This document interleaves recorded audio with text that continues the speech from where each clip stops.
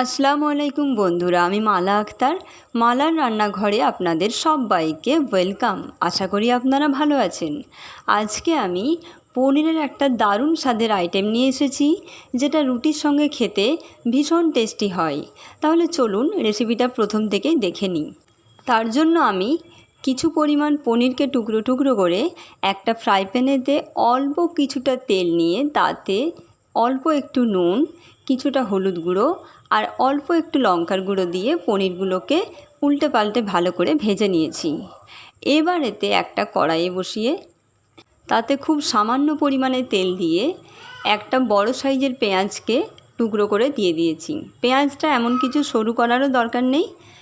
এবার পেঁয়াজটা যখন একটু লালচে টাইপের হয়ে আসবে, মানে ডিপ ব্রাউন করার কোনো দরকার নেই, জাস্ট হালকা ব্রাউন হলেই হবে, সেই মতো অবস্থাতে কিছু কাজু বাদাম আর একটা টমেটোকে ছোট ছোট করে টুকরো করে ওর মধ্যে দিয়ে ভালো করে ফ্রাই করতে হবে।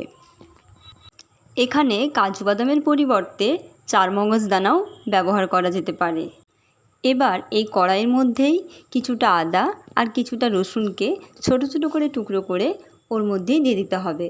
আমার যেহেতু আগে থেকেই আদা রসুনের পেস্ট করাই ছিল, তার জন্য আমি আর কড়াইতে দিলাম না। এবার আমার সবগুলো মোটামুটি ভাজা হয়েই গেছে। এবার আমি এগুলোকে তুলে নেব। তারপর একটু ঠান্ডা হওয়ার জন্য অপেক্ষা করে একটা মিক্সির বাটিতে দিয়ে দিলাম। এবার আমার যেহেতু আদা রসুনের পেস্ট বললাম করাই ছিল, তার জন্য আমি 1 চামচের থেকে একটু কম পরিমাণে আদা রসুনটা দিলাম। এবার সবগুলো দিয়ে একবার ব্লেন্ড করে নিলেই রেডি হয়ে গেল মশলাটা। এবার আমি ওই কড়াইতেই কিছুটা পরিমাণ তেল অ্যাড করেছি।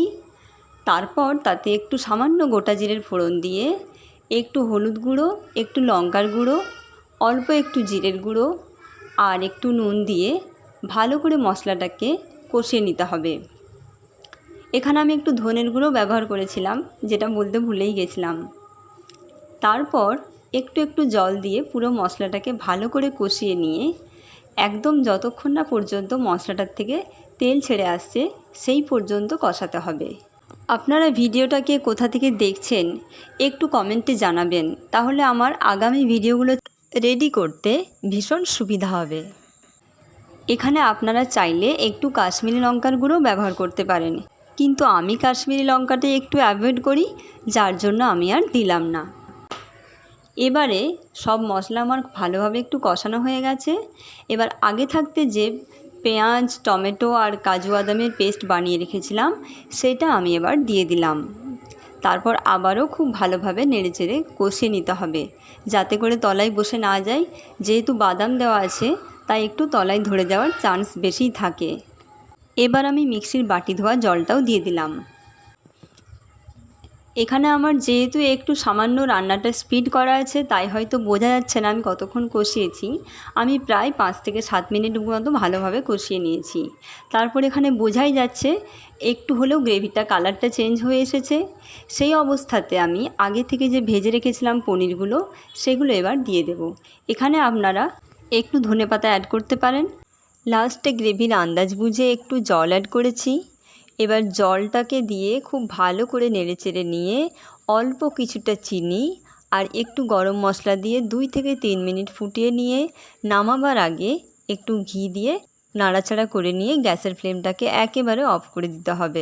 এবার গরম গরম রুটির সাথে পরিবেশন করুন।